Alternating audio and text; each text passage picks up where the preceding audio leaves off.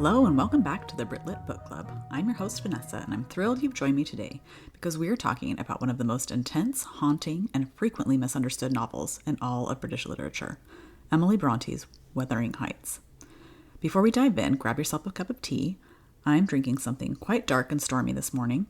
I've got a strong Lapsang Souchong, which has this smoky, almost peaty quality that feels absolutely perfect for Wuthering Heights. There's nothing delicate or refined about this tea, just like there's nothing delicate about Emily Brontë's only novel. It's raw, it's wild, and it tastes like the Yorkshire moors themselves. Now, if you're listening to this episode, there's a good chance you're preparing to see the new film adaptation starring Margot Robbie as Catherine Earnshaw and Jacob Elordi as Heathcliff. The director, Emerald Fennell, has said she's making this version of the story she remembers from reading it when she was 14. Which means this isn't going to be a faithful page-to-page adaptation, and honestly, I'm not totally sure how I feel about this. I'm seeing the movie this weekend, so I'll report back next week and let you know what I think. Here's what I want you to understand today. Wuthering Heights is not a romance. It is not a love story you should aspire to, even if the movie tells you you should. Heathcliff is not a romantic hero.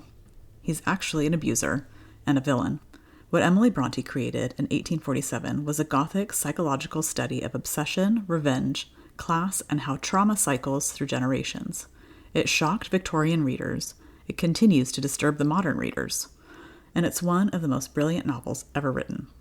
So whether you've read Wuthering Heights 10 times or you've never cracked it open, whether you're a Brontë devotee or you're just curious about this new film, today we're going to explore Emily's strange, short life, unpack what this wild book is actually about, look at why it's so hard to adapt to film, and help you prepare for what you're about to see on screen. Let's head up to the moors. Okay, here's a little Cliff Notes version of Wuthering Heights in case you've never read it. Let's start with the basics. Just a heads up, there are spoilers ahead. So if you really want to read the book before watching the movie, then maybe skip this episode. If you're going into this movie having never read the book, you deserve to know what you're actually walking into, and Wuthering Heights has one of the most complex structures in Victorian literature. The story spans about 30 years and involves 2 generations, but here's the essential plot. The first generation. In the late 1700s, Mr. Earnshaw, a Yorkshire gentleman, travels to Liverpool and returns with a dark-skinned orphan boy he names Heathcliff. He raises Heathcliff alongside his own children, Hindley and Catherine, at their isolated farmhouse called Wuthering Heights, up on the moors. Catherine and Heathcliff become inseparable, wild, almost feral playmates who roam the moors together. But Hindley despises Heathcliff, and after Mr. Earnshaw dies, treats him like a servant and degrades him viciously. Catherine loves Heathcliff.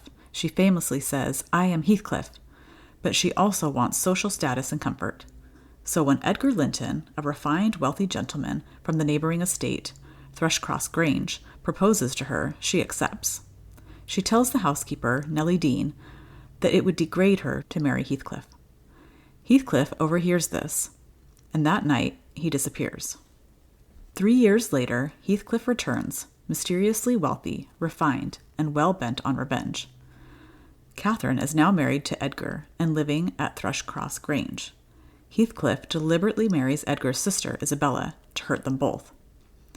Catherine becomes ill from the emotional torment and dies giving birth to her daughter, also named Catherine, or Cathy. The second generation. Heathcliff spends the next 17 years exacting revenge on everyone. He gambles Hindley out of Wuthering Heights and raises Hindley's son, Hareton, as an ignorant servant, the same way he was treated. He forces young Cathy to marry his sickly son, Linton, his child with Isabella, so he can inherit Thrushcross Grange. Eventually, young Cathy and Hareton fall in love and reclaim their humanity. Heathcliff, consumed by his obsession with the dead Catherine, stops eating and essentially wills himself to death. He's buried next to Catherine, and the locals say their ghosts still walk the moors. Here's what makes the book tricky. It's told by Mr. Lockwood, a London gentleman renting Thrushcross Grange, who hears most of the story secondhand from Nellie Dean, the housekeeper who witnessed everything. So we never get inside Heathcliff's head. We never fully understand his motivations. He remains this dark, opaque, almost mythical figure.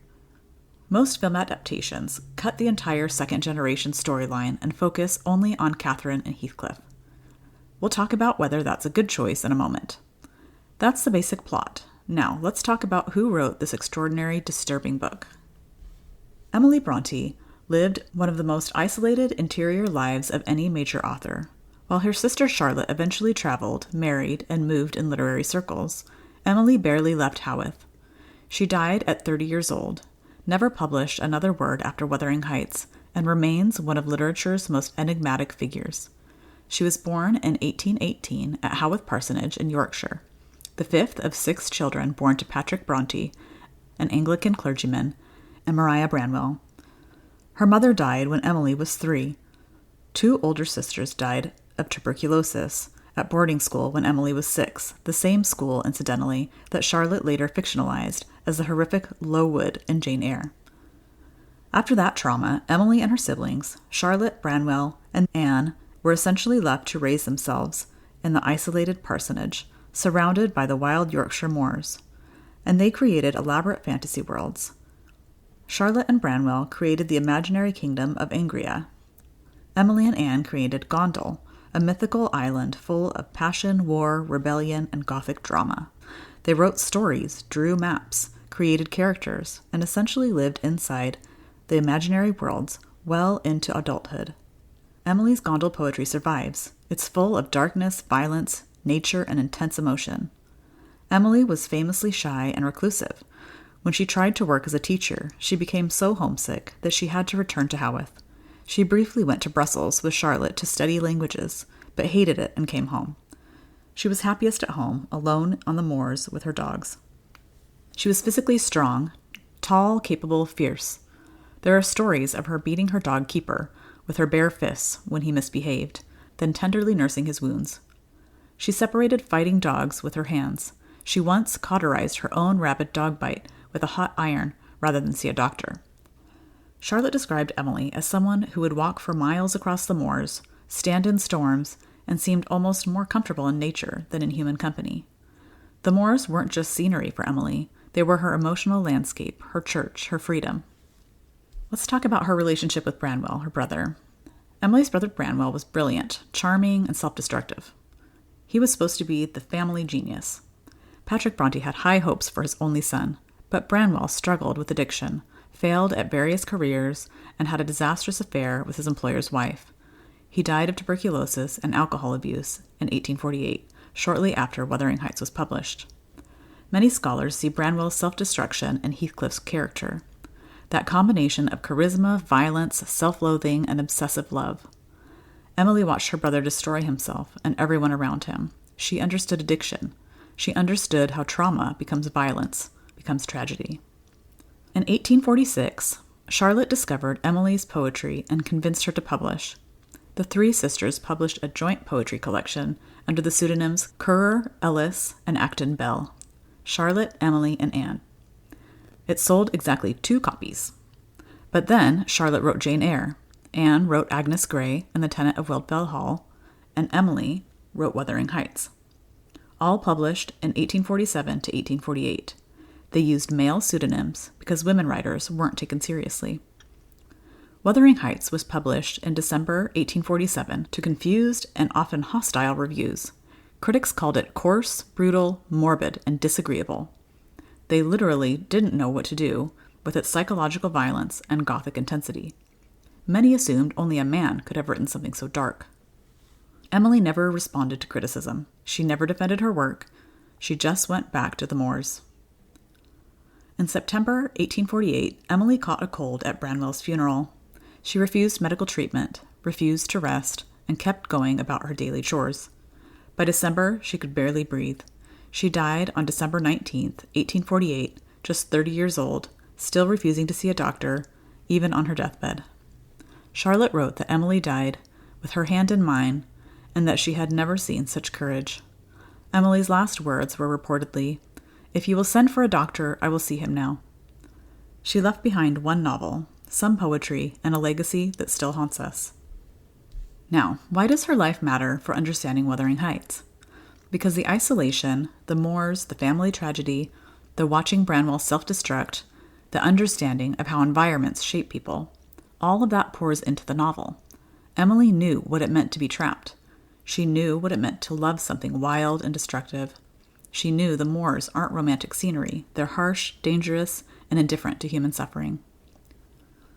Let's talk about some themes in the book. So what is Wuthering Heights actually about? Let's break down these major themes. First, nature versus civilization. Wuthering Heights, the house, represents wild nature. It's exposed to storms, chaotic, passionate, violent. Thrushcross Grange represents civilization. It's sheltered, refined, cultured, orderly. Catherine is torn between these two worlds, and her choice to marry Edgar, civilization, while loving Heathcliff, nature, destroys her. Emily suggests you can't fully repress your wild self without consequence, but she also shows that pure wildness without civilization becomes monstrous. Heathcliff's revenge proves this. Second, class and social mobility. Heathcliff starts as an orphan, possibly Romani or African descent. The novel never clarifies, which was deliberate. He's treated as racially and socially other. Hindley degrades him. Catherine rejects him because marrying him would be socially degrading. When Heathcliff returns wealthy, he uses the wealth as a weapon. He literally buys his way into destroying the families that rejected him. The novel shows how class isn't just about money. It's about power, dignity, and who gets to be considered fully human. Third, the cycle of trauma and revenge. Heathcliff was abused, so he abuses others. Hindley destroyed his childhood, so he destroys Hareton's. Catherine hurt him, so he hurts everyone she loved. The first generation's sins poisoned the second generation. The only hope is when young Cathy and Hareton break the cycle through education and genuine love, not obsession, but kindness and respect. Fourth, obsessive love versus healthy love. Here's what's crucial. Catherine and Heathcliff's relationship is not romantic. It's obsessive, destructive, codependent, and ultimately fatal. Catherine's famous "I am Heathcliff" speech isn't romantic. It's about loss of self, enmeshment, unhealthy fusion. Emily contrasts this with Edgar's genuine care for Catherine, which she rejects, and eventually young Cathy and Hareton's healthier, more equal relationship. Fifth, the unreliable narrator and ambiguity. We get the entire story filtered through Lockwood and Nellie Dean, both outsiders with their own biases. Nellie was complicit in much of the tragedy. Lockwood misunderstands everything at first. We never hear Heathcliff's perspective directly. This creates moral ambiguity. We can't definitively say Heathcliff is evil or Catherine is sympathetic because Emily refuses to let us fully inside their heads. This was revolutionary for 1847. And sixth, the supernatural and Gothic elements. Catherine's ghost appears at the beginning in Lockwood's dream. Heathcliff sees her as a ghost at the end. The locals believe they haunt the moors, but Emily never confirms whether the ghosts are real or psychological projections. The Gothic elements aren't decoration. They represent the way trauma, obsession, and the past literally haunt the present. Let's talk about what Wuthering Heights is not. Okay, let's talk about the elephant in the room. Wuthering Heights has been misread as a great romance for over 175 years, and we need to stop. In fact, the new movie coming out says, the greatest love story ever told, or something like that. Heathcliff is not a romantic hero. He's an abuser. He hangs his wife's dog. He locks young Cathy in a room until she agrees to marry his dying son. He hits Isabella. He psychologically tortures everyone around him. He raises Hareton in deliberate ignorance as revenge. He digs up Cathy's grave to look at her corpse. Yes, he was abused first. Yes, his pain is real. Yes, he's a complex, psychologically fascinating character. But he is not someone to romanticize or aspire to love, even if your 14-year-old self thinks he is. This is not a love story you should want. Catherine and Heathcliff's relationship is toxic, codependent, and destructive. They bring out the worst in each other. Their love kills Catherine. It poisons everyone around them. Emily wrote this as a critique of obsessive passion, not as an endorsement. The "I am Heathcliff" speech is not romantic. When Catherine says, "Nellie, I am Heathcliff," he's always, always in my mind. She's not expressing beautiful unity. She's expressing an inability to separate her identity from his. That's not healthy. That's enmeshment and loss of self. Emily was writing in the Romantic era, when passionate emotion was celebrated, but she was already critiquing it. She was showing what happens when passion becomes obsession, when love becomes possession. Why does this matter for watching the movie? Because if you go in thinking you're watching a great romance, you'll miss the entire point. You'll romanticize abuse, you'll think Heathcliff is a tortured hero instead of a fascinating villain. Just go in understanding this is a gothic tragedy about trauma, revenge, and the cost of obsession. Then you'll see the brilliance. Let's talk about why the Victorians were shocked when this first came out. When Wuthering Heights was first published in December 1847, critics absolutely did not know what to do with it. Athenaeum called it coarse and loathsome. The Examiner said it was wild, confused, disjointed, and improbable. Graham's Lady Magazine called it sadly wanting in manners. Victorian readers expected novels to be moral, uplifting, and restrained. They expected clear heroes and villains. They expected romance to be respectable. They got none of that from Emily Brontë. The violence shocked them. Hindley's alcoholism, Heathcliff's brutality, the hanging of dogs, the physical abuse, the passion shocked them. Catherine and Heathcliff's intense physical connection was considered unseemly. The lack of clear morality shocked them. Where was the punishment for sin? Where was the redemption? Many critics assumed the author was a man, because no woman could have written something so brutal. When Charlotte revealed after Emily's death that Ellis Bell was actually her sister, some critics retroactively decided the book must have been influenced by Charlotte or Branwell, because Emily couldn't possibly have created Heathcliff alone. Charlotte herself was defensive about the book. In her 1850 preface to the second edition, she essentially apologized for Emily, saying her sister was Moors born and Moors bred, and didn't know refined society, so readers should excuse the roughness. But here's the thing, the roughness was the point. The coarseness was deliberate. Emily wasn't trying to write refined drawing room novel. She was writing something raw, psychological, and true to the harsh landscape that she knew. It took decades for critics to recognize Wuthering Heights as a masterpiece. Let's talk about why Wuthering Heights is so hard to adapt into film. Wuthering Heights has been adapted to film at least 10 major times, plus countless TV versions and loose adaptations, and almost all of them struggle with the same problems. Problem number 1, the dual timeline. The book spans 30 years and 2 generations. That's a lot of ground to cover in 2 hours. Most adaptations solve this by cutting the entire second generation, young Cathy and Hareton, and Linton disappear completely. But this creates a major thematic problem. Without the second generation breaking the cycle of revenge, the story has no redemption. It's just trauma and death.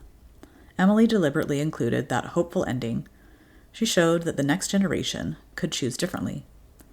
The most famous adaptations, the 1939 Laurence Olivier film and the 1992 Ralph Fiennes version, both cut the second generation entirely.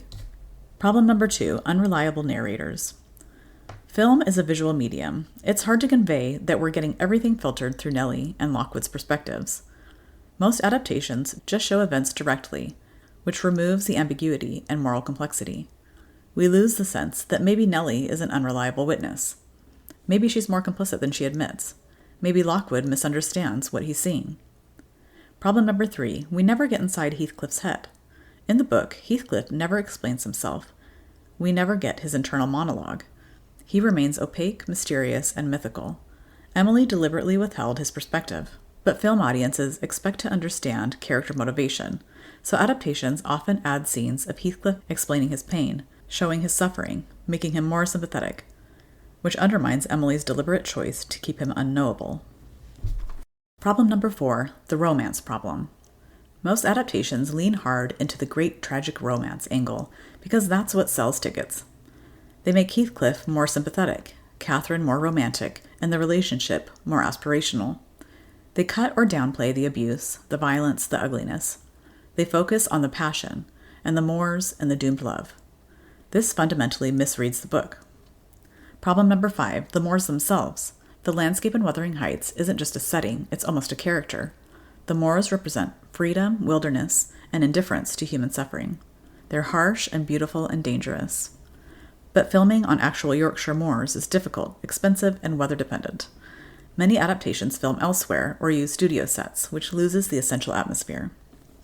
Here are a few past adaptations worth knowing if you want to see these before you go see the new movie. the 1939 version with Laurence Olivier and Merle Oberon. Beautifully shot but completely romanticizes the relationship and cuts the second generation, its old Hollywood tragic romance, not Emily's gothic psychological study. The 1992 version with Ralph Fiennes and Juliette Binoche.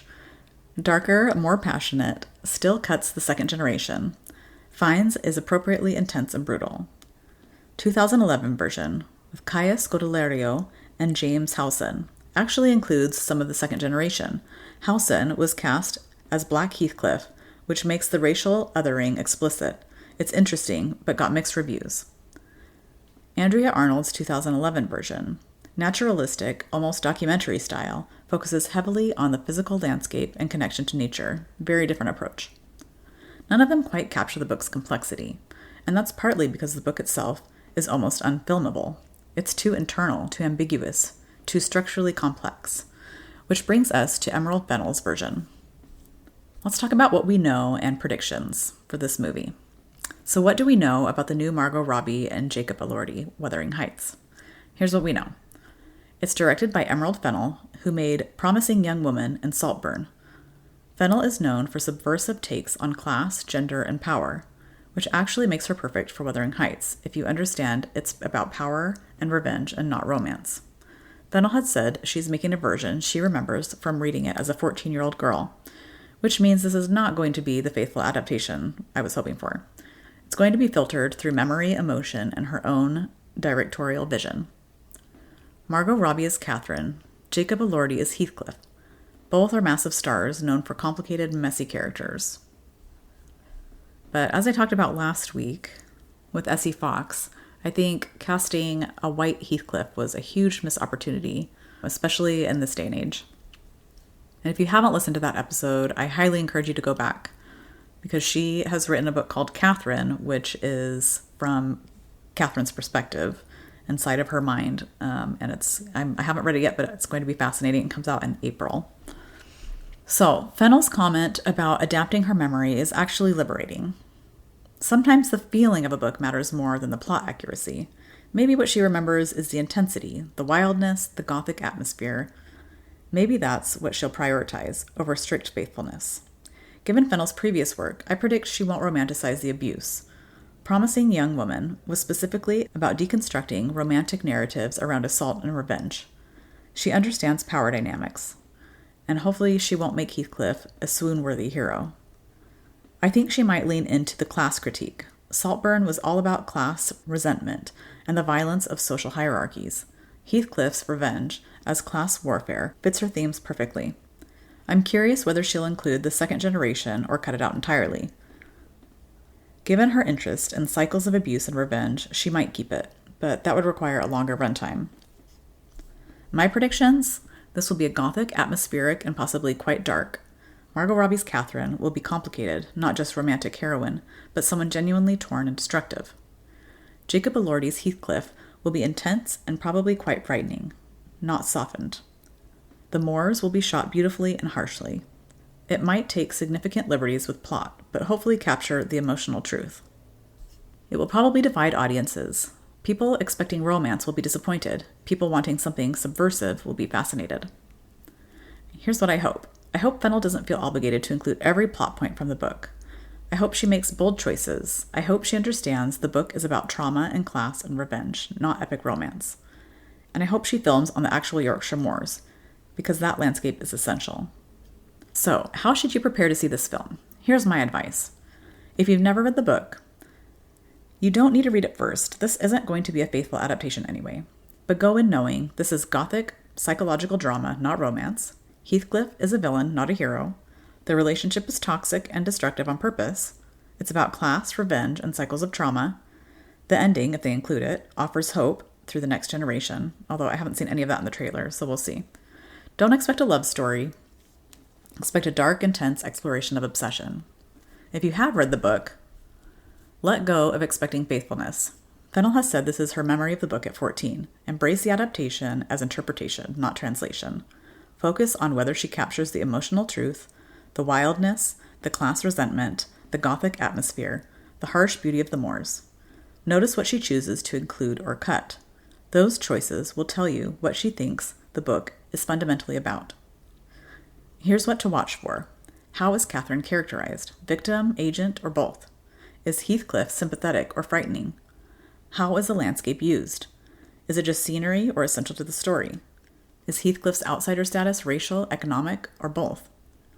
Does it include the second generation? If not, how does it end? What's the overall tone? Romantic tragedy or gothic horror? Here's what to take away. After watching, ask yourself, did it make you want to read the book or reread the book? Did it challenge your assumption about the story? What did it make you think about? Love, class, revenge, nature? Did you understand why the story still matters? And honestly, if you see it and think, that was weird and dark and nothing like I expected, you might have just seen a good adaptation, because Wuthering Heights itself is weird and dark and nothing like people expect. Let's talk about the contemporary relevance of Wuthering Heights. So, why does Wuthering Heights still matter in 2026? Toxic relationships. We finally have language for what Catherine and Heathcliff have: trauma bonding, codependency, enmeshment. We understand now that intense passion isn't the same as healthy love. Emily shows this in 1847, before we had the psychology vocabulary. Wuthering Heights helps us recognize that relationships that feel all-consuming and fated can actually be destructive. That I can't live without you isn't romantic. It's concerning. Class and social mobility.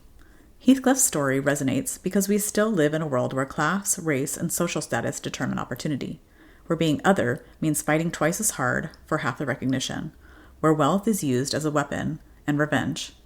The novel asks, what does it do to a person to be systematically degraded? What happens when the powerless gain power? These questions matter now. Female authorship.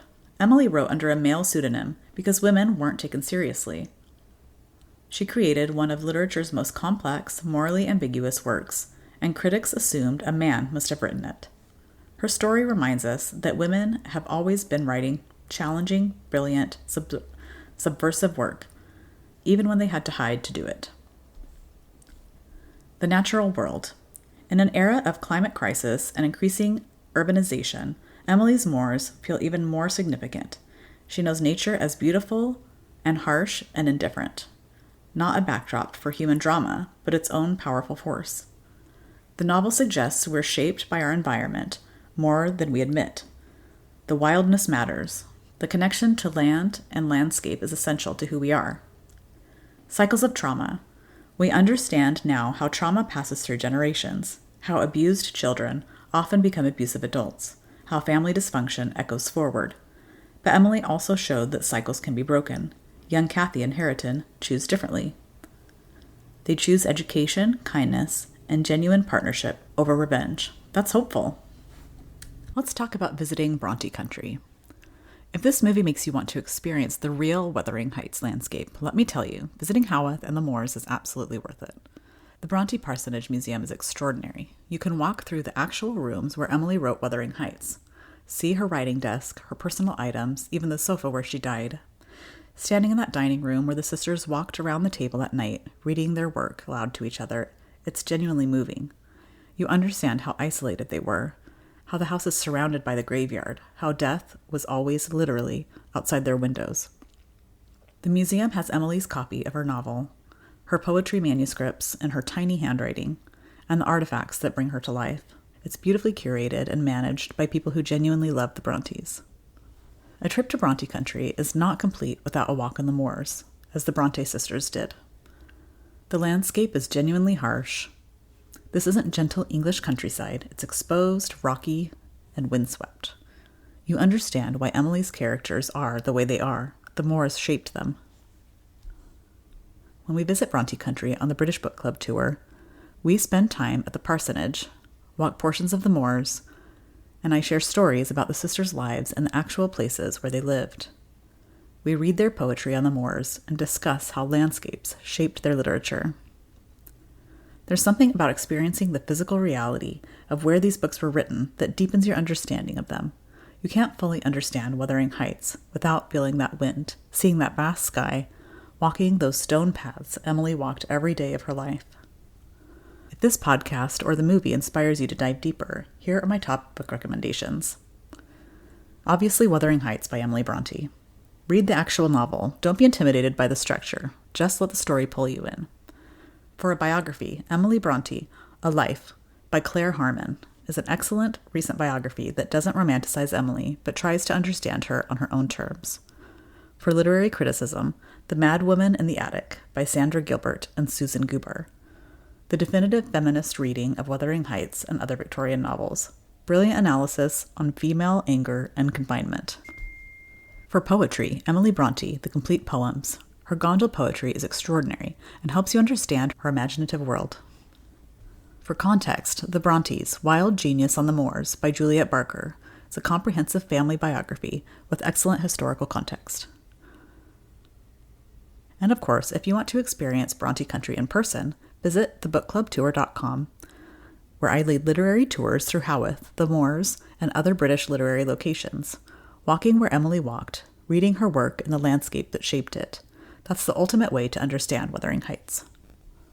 So there we have it, Emily Brontë's strange, brilliant, disturbing masterpiece, a book that shocked Victorian readers, confused film adaptations for decades, and continues to haunt us nearly 180 years later.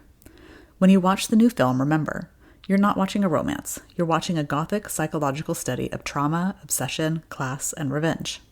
You're watching a story about how cruelty breeds cruelty, but also how cycles can be broken.